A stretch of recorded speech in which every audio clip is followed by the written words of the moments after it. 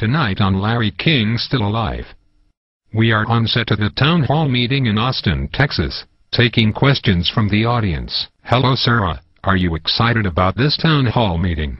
Yes, I am Larry, and thanks for having me. Okay folks, you can either ask a question, or tell your opinion on whatever you want to talk about. Let's start off with you sir, you have had your hand up for 20 minutes. You look like you have something to say. Please come up to the podium and speak your mind. And I want to thank the people that came here that are part of the Second American Revolution. We shall prevail. That is a guarantee. Because as the New World Order turns up the heat, they're going to form more resistance. The tighter they squeeze, the more people are going to have that light bulb go off above their head. Now, I believe this council is made up of good people, and I think it's great that Jackie Goodman, Mayor Pro Tem, has brought this forward. Let's go through the facts.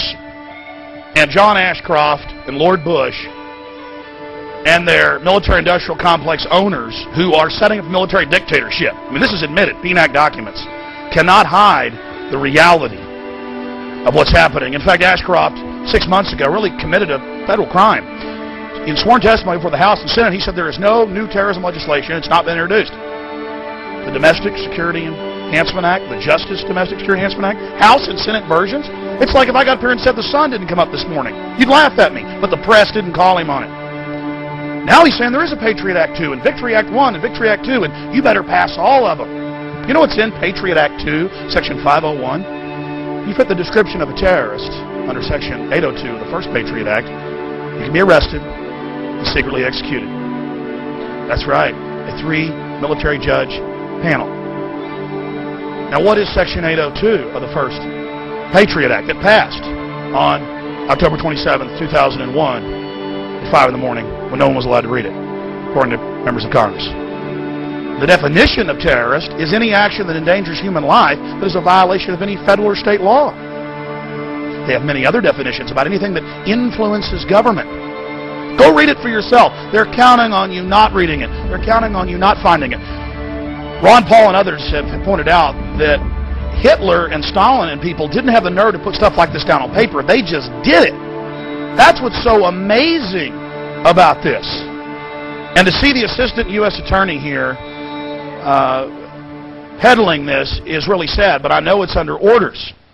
Because 2 months ago it was reported that Ashcroft met out in Hollywood with the heads, the big editors of all the newspapers, and the heads of law enforcement, and said, we'd like you to go out and write editorials, editors, we'd like U.S. attorneys, assistant attorneys write editorials, get on talk shows, get out there and sell that this is the people, that this is good, this is a wonderful thing.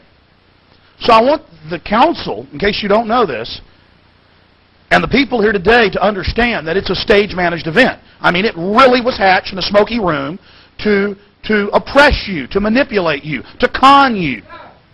Now that makes me very angry, and that's why it's so exciting that this council may simply just say we have a Bill of Rights and Constitution, and we will not violate the Bill of Rights and Constitution, and in this city, America is still America. I mean, it's just that simple. Now, I'm sure you heard about 5 years ago about the FBI crime lab. The head of it, Dr. Frederick Whitehurst, who I've interviewed several times, said, I'm not doing this anymore. We've been framing people, manufacturing evidence. This is out of control.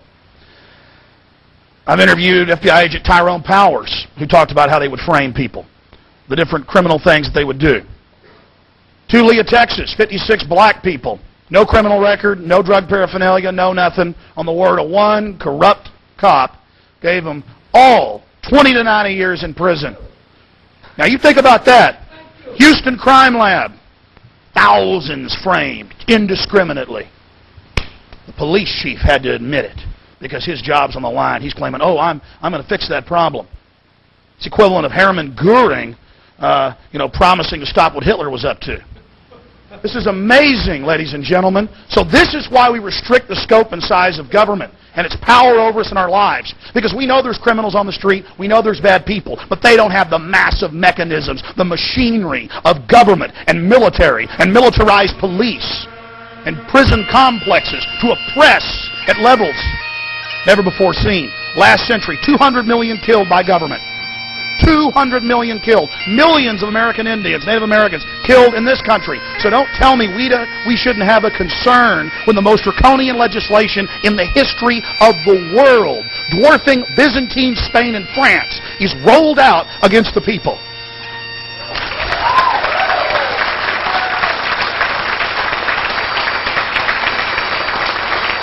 Now, I could list the crimes. I could list the crimes of the FBI, the Defense Department, state police, local police, all day long. My point is, history shows us that we must watch and we must control and we must limit powerful men, because power corrupts and absolute power corrupts absolutely. And I challenge members of this distinguished body to be part of history, to not abstain, to get out on the field in your life, and you'll truly be alive, to not sell out to this corrupt system. Now, 10th Amendment, very important subject.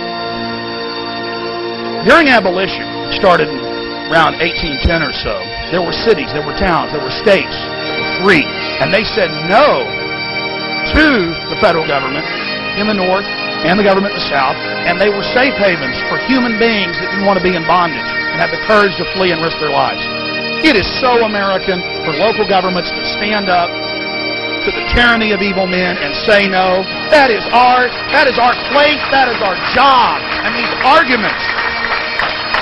arguments are baseless, and they are the arguments of liars and tyrants and sycophants that beg at the hand of this global cess system. Now, there's a lot of talk about democracy here this evening, and it's very important to understand that we're a country that has a rule of law.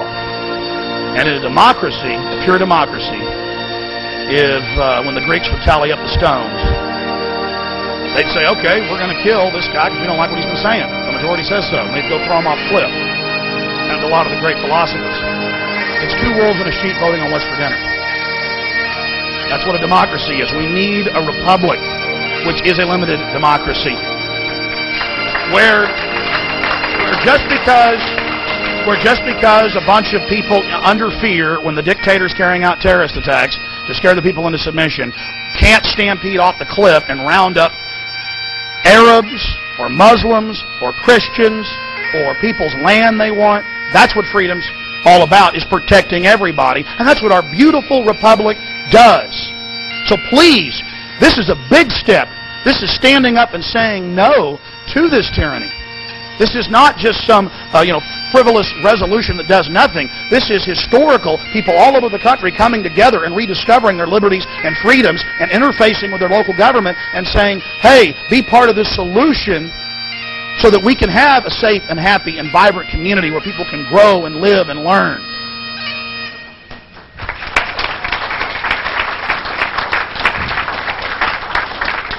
Sarah, I don't care what you think, that man is a true American.